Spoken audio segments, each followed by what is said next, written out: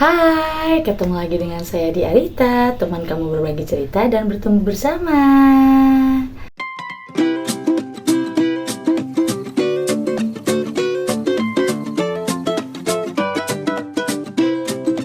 Halo Mama Papa, kali ini aku pengen sharing lebih kepada perasaanku ya.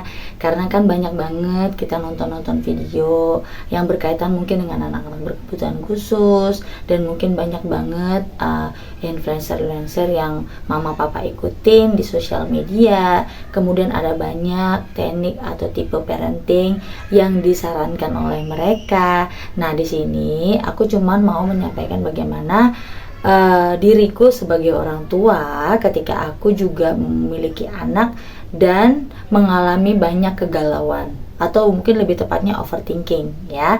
Karena sebenarnya ketika kita memilih orang-orang yang mau kita tonton atau video-video yang mau kita simak, itu juga akan mempengaruhi bagaimana cara kita untuk mengambil keputusan. Nah, ini ada beberapa tips agar mama papa tidak mengalami kegalauan atau overthinking karena banyaknya tipe-tipe parenting yang berlawanan gitu ya, atau ada yang menganggap yang ini baik, yang ini tidak baik gitu. Jadi di sini aku pengen sharing ya mama papa. Yang pertama, bahwa kita harus tahu setiap orang itu menyampaikan, ada yang berdasarkan ilmu, ada yang berdasarkan dari pengalaman.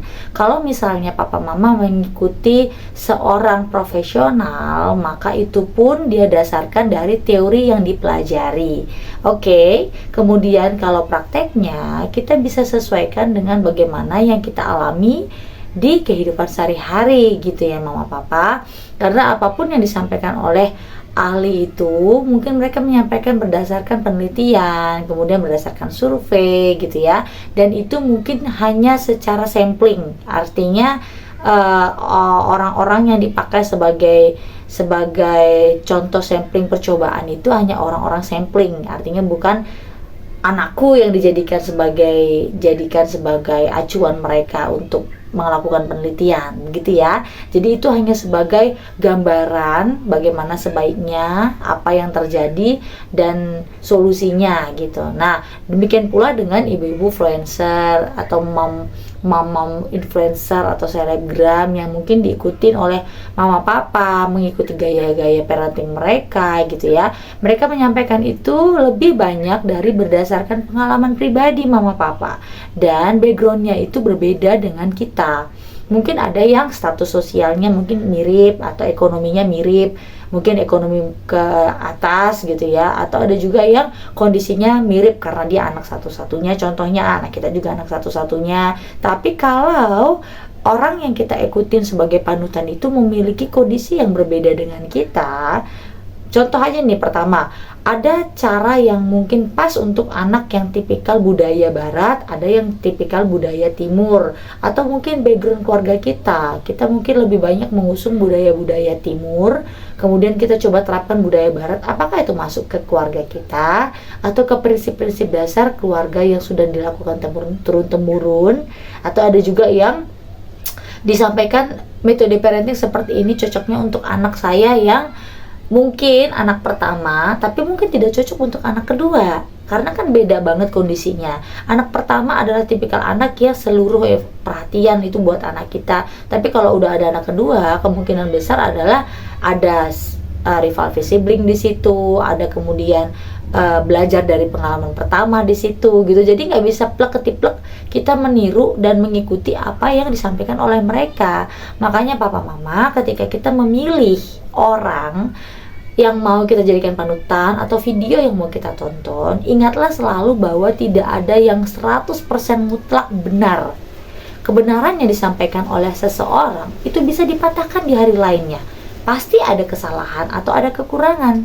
Artinya, setiap menerima informasi, pilih-pilihlah, saringlah mana yang sesuai dengan visi kita, sesuai dengan budaya keluarga kita, dan sesuai dengan kondisi kita.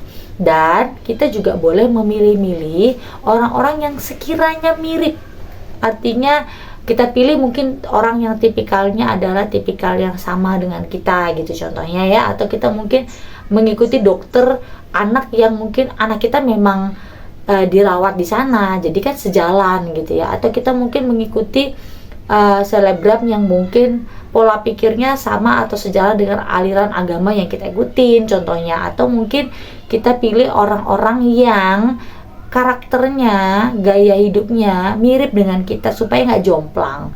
Nah, nanti kita jangan menyalahkan kalau misalnya dia memiliki kekurangan, kemudian ada pergolakan di dalam hati kita dan kita protes gitu loh. Kok dia begini sih? Kok aku terapkan, kok anakku nggak bisa sih? Kenapa sih seperti ini? Karena memang nggak ada yang 100% betul atau benar. Dan anak kita kondisinya berbeda dengan yang mereka alami gitu. Jadi situasi contoh ya, mungkin anak kita berkebutuhan khusus, tapi kondisinya itu sangat berbeda gitu dengan kondisi anak lain gitu. Jadi nggak boleh kita samakan anak kita dengan anak orang lain. Makanya kita jangan mudah termakan informasi apapun yang mungkin menyarankan, misalnya, oh dia di sini cocok, oh dia di sini bagus, oh dia di sini bisa berkembang, oh dia di sini dekat sama gurunya atau sama terapisnya. Itu nggak bisa kita terima 100%, betul-betul harus sesuai dengan pengalaman kita pribadi dan kita evaluasi sendiri mama papa ya. Nah, yang berikutnya adalah saran saya, pilihlah beberapa saja, nggak usah banyak-banyak. Memang saya tahu mungkin ada rasa kerinduan pengen tahu, coba cari dari sini, cari dari sana gitu ya. Tapi kalau saranku, pilihlah beberapa saja, nggak perlu banyak-banyak. Bahkan ketika ada akun-akun baru yang mungkin menggoda, menyampaikan sesuatu dan kita tertarik, nggak usah buru-buru untuk follow atau ikutin, karena nanti semakin banyak masukan-masukan dari orang lain yang kita dengarkan, kita jadi overthinking sendiri. Kita jadi merasa, aduh apa sih yang dia bilang ini, kayaknya aku sulit deh melakukannya. Jadi kayak insecure sendiri kitanya gitu. Lebih baik kita memilih untuk sebagai bahan referensi kita, tapi kita carilah suatu kiblat yang tepat, yang sesuai dengan apa yang sudah kita jalani selama ini. Kalau memang kita lihat progres anak kita tidak bagus, maka kita mungkin boleh mencari tahu ke orang lain yang memang di bidangnya. Dengar ya mama papa, bukan ke video-video TikTok yang dipotong sepenggal-sepenggal, karena itu bukan informasi yang lengkap dan jelas. Ada kata-kata yang mungkin dipotong-potong dan itu yang kita pegang sebagai acuan, padahal mungkin ada penjelasan sebelumnya atau sesudahnya yang kita nggak tahu, ada efek sampingnya atau apa secara keseluruhan informasi yang mungkin kita miss di situ. Makanya bolehlah kita cari tahu sebatas sebagai informasi atau ya gitu aja gitu loh, bukan sebagai acuan lalu kita gak sabar nih buru-buru pengen coba, pengen cari tahu gitu ya. Apalagi kalau kita jadikan itu sebagai acuan dan kita repost, kita praktekkan, lalu kita ceritakan lagi ke orang lain, kalau aku kayak gini loh, kalau aku kayak gini loh gitu ya. Nah, saran saya adalah ketika orang lain tidak menanyakan pada kita nggak usah terlalu banyak jelasin juga ke orang lain. Kecuali kalau kayak misalnya kita nih bikin konten, maka pilihlah yang kira-kira videonya ini memang cocok. Kalau memang tidak sesuai, ya udah gitu loh. Jangan jadikan sebagai gimana sih ini kok nggak bagus, kok nggak sesuai.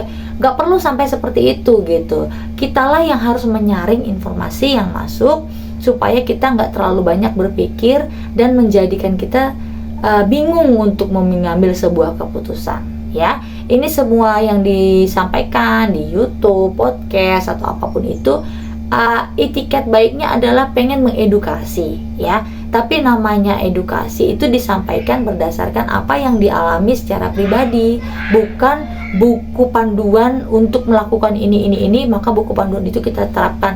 Itu berlaku kalau untuk barang. Tapi kalau untuk orang, nggak bisa kita pakai buku panduan satu untuk orang yang sama, nggak bisa. Gitu kira-kira ya mama papa. Mudah-mudahan ada gambaran dan juga jadi masukan buat kita agar ke depan kalaupun kita menerima informasi dari video-video, kita nggak serta-merta menerimanya secara blak-blakan, secara penuh, percaya penuh dan itu dijadikan sebagai acuan. Enggak. Saya percaya mama papa adalah orang-orang yang bijak dalam mengambil informasi. Oke, kalau memang video ini bermanfaat, monggo silahkan di-share. Kalau ada yang kurang atau salah, nggak perlu itu dijadikan sebagai batu sandungan juga. Mudah-mudahan memahami ya apa yang saya sampaikan. Semoga ada pesannya lah yang boleh sampai. Sekian video dari saya, Mama Papa. Sampai ketemu di video selanjutnya. Salam sehat and see you.